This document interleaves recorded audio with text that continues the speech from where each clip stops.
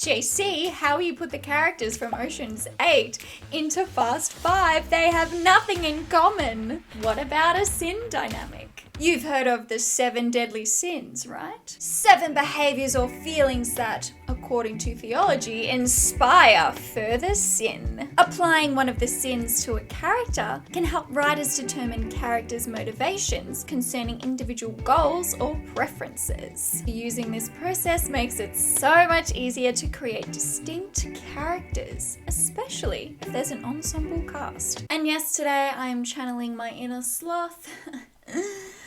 Because I can't be bothered. It can help give your character an aesthetic. From the way they talk, dress, take action, and even the way they interact with other characters. Ocean's 8 and Fast 5 use the 7 deadly sins to present us with many different and memorable characters. You said I met with everybody. You said she was a relic. I meant iconic. Daphne is a confident actress. She can be self-obsessed, and her insecurities lie in her looks. Pride is excessive belief in one's abilities. I love my job too. Daphne's aesthetic is strong. She's glamorous in what she wears, and she has a rather cruel way of dealing with those around her. I don't know yet, but as soon as I do, you'll be the very first person that I tell. Next question? For your pride character, ask yourself, what are they the best at in the world? What do they think they're the best at in the world? What conflict can arise between these? So, who embodies pride in Fast 5? Stay the fuck out of my way. Hobbs is so assured in his drive to do what he thinks is right that he risks putting others into danger. Come on, boss, another day. It's why it's so entertaining to see him lean far into his sin to help Dominic and the others steal the vault, so he can kill the bad guy who metaphorically wounded his pride.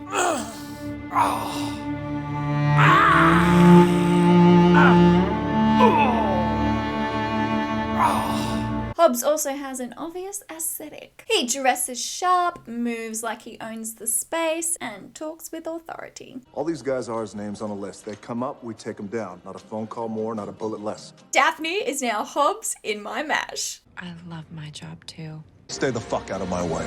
Who's next? In the first scene when we meet Amita, she's downtrodden in her job and frustrated by being compared to her married sister. She desires a world of independence free from her mother. How long if I told you you didn't have to live with your mother anymore? Less. If she can get a date too, why not? He likes you back. He likes you too. What happens now? What happens now? Therefore, Amita is lust. I like to think of lust as cravings for pleasure, whether for the mind, body, or soul. So who embodies lust in Fast 5? First, we're gonna need a chameleon. Someone who can blend in. Han is described as someone who can blend in anywhere. He's well practiced in embodying any pleasure. In Fast 5, it's clear he's lusting after Giselle. I think I'm in love. For your lust character, ask yourself, what do they desire most in this world? What do they do to honor or suppress this desire? What conflict can arise from this? Han is constantly snacking. It is a simple but brilliant way to show how he is suppressing his urges and desires. Can you add a simple action like this to your lust character to add nuance? Do it, I dare you. So, Amita is now Han in my mash. Please subscribe if you haven't already. And if you have a movie you'd like me to mash, put it in the comments below. Who's next? Sometimes just knowing the job will work is satisfaction enough. This job consumes Debbie because of the financial score and the opportunity to get revenge on an ex-lover. Her aesthetic is on point. Mwah. The way she presents herself is refined and sleek, but her behavior is rough and tumble. Even the way she eats is also consuming. Gluttony is a desire to consume more than one needs. But not just consume food, but consume the experiences life has to offer. For your gluttony character, ask yourself, what do they spend most of their time thinking about? What do they spend most of their time doing? What conflict can arise from this? Who embodies gluttony in Fast 5? Dominic's gluttony manifests in him trying to balance his ideas of morality and loyalty while also managing his volatile temper and the fact that he's a criminal. I also have to mention that Dominic's arc in this movie includes him grieving over Letty while also establishing a new relationship with Elena.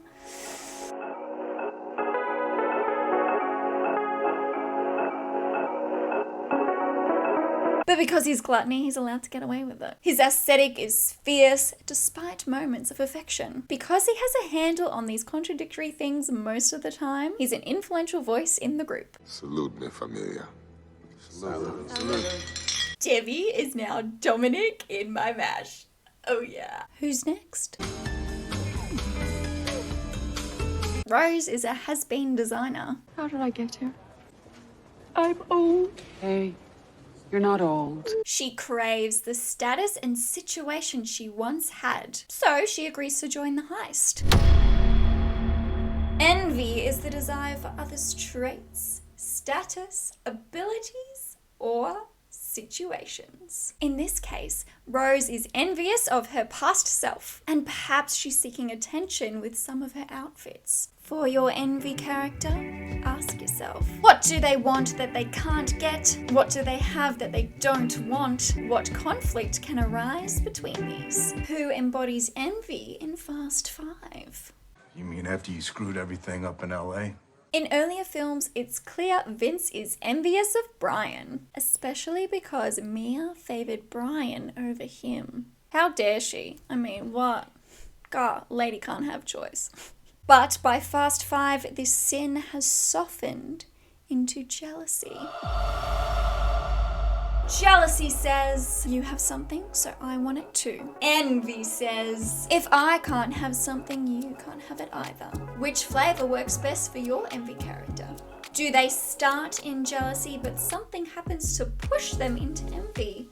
Or vice versa? Vince opposes the loyalty Dominic shows Brian. You never listened to me. Not when I told you he was a cop. Not now. Rose is now Vince in my mash. What inspired you for tonight's look? What? Her. Who's next in the 7 Deadly Sins dynamic? I am with my family. I told you. I'm outside. Tammy is a mother and a wife, eager to add more danger to her life. You're not bored out here, are you, Tam Tam? No, I'm not bored. It's why, when she gives into her sin, she's so excited to be a part of the heist. Can I come with you? No, sweetie. This is Mommy's very special work trip. Wrath. Whatever.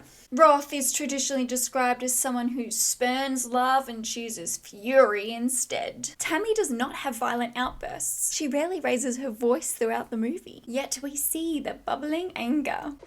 Hey, buddy.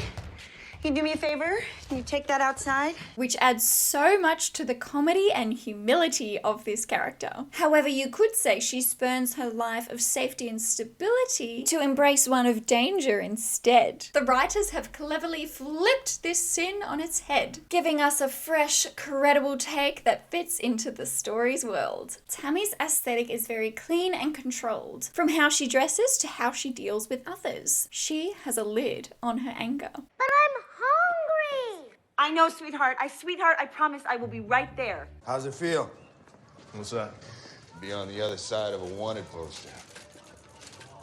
The character of Brian may not have always been this sin and may not be it again. But for this moment in his journey, he internally debates whether to choose love or fury. You just better answer the goddamn question, Vince. Stop it. Both of you. The realization he is to be a father spurs this internal debate. Yes, he wants to do this final job to buy his family freedom, but at what cost?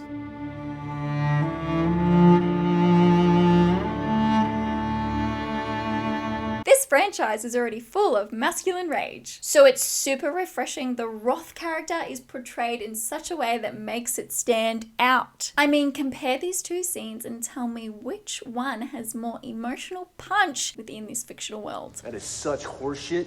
That was your job! Hey! That's just it. I don't remember shit about my dad.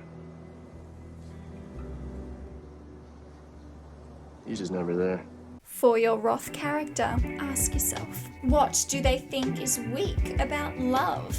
What do they think is beneficial about fury? What conflict can arise between these? Tammy is now Brian in my match. Who's next? Lou is a business owner, but one that is trying to cut corners. She agrees to do this job for the money so she can ride off on her motorbike without a care in the world. I can only describe her aesthetic as, well, swagger. From the way she moves to how she dresses, she's got this edgy look of importance and authority.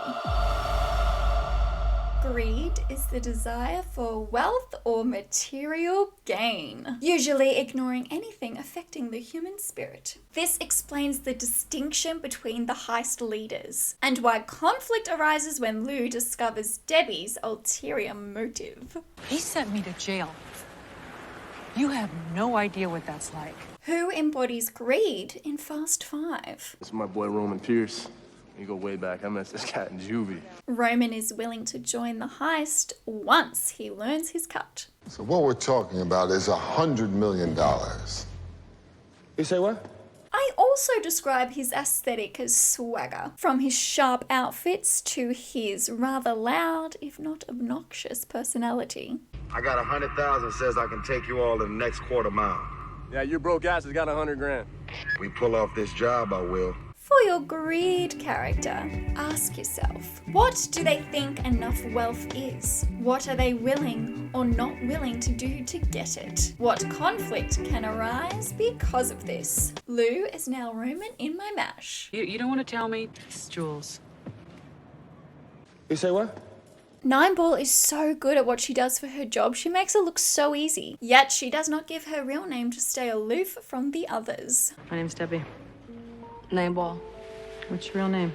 8-ball. And does not offer any other form of personal connection. Only when she has to call in help from her sister do we see this professional mask slip. Alright. I owe you on your little shit. Therefore, Nineball is Sloth. Sloth is usually the avoidance of physical or spiritual work.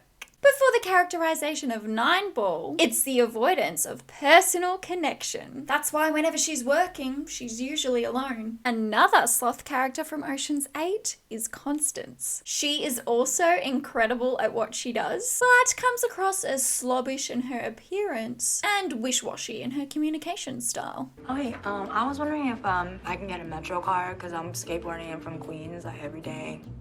This is the beauty of the sin dynamic. You can shape it and mold it to fit what is best for your story's world. A heist movie that requires high level of thinking and doing from its characters may not be able to get away with somebody embodying the traditional Sloth definition. Something to think about. For your Sloth character, ask yourself, what do they avoid physically, emotionally, spiritually, even though they don't want to? What can't they avoid physically, emotionally, spiritually, even though they want to? What conflict can arise between these? Who embodies Sloth in Fast 5?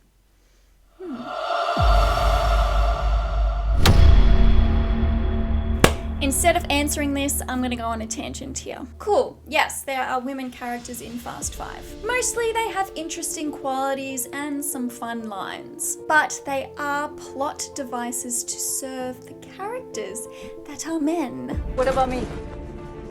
Stay here. What boils my blood the most is that the women in Fast 5 embody a virtue.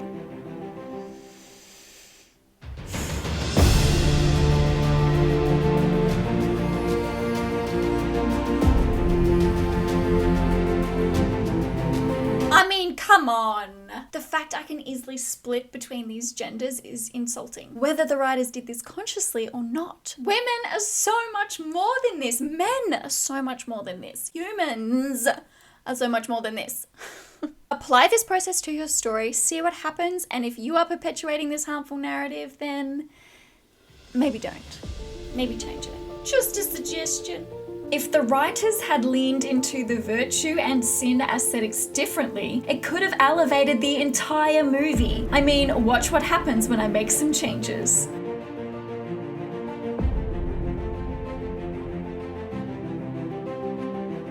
Until the next match. Bye. Why am I singing that? I don't know. Oh. Which adds so much to the comedy and humility of this camera. In Fast 5, it's clear he's lusting after Giselle. Why am I dancing? I don't know. What's happening? Embrace it.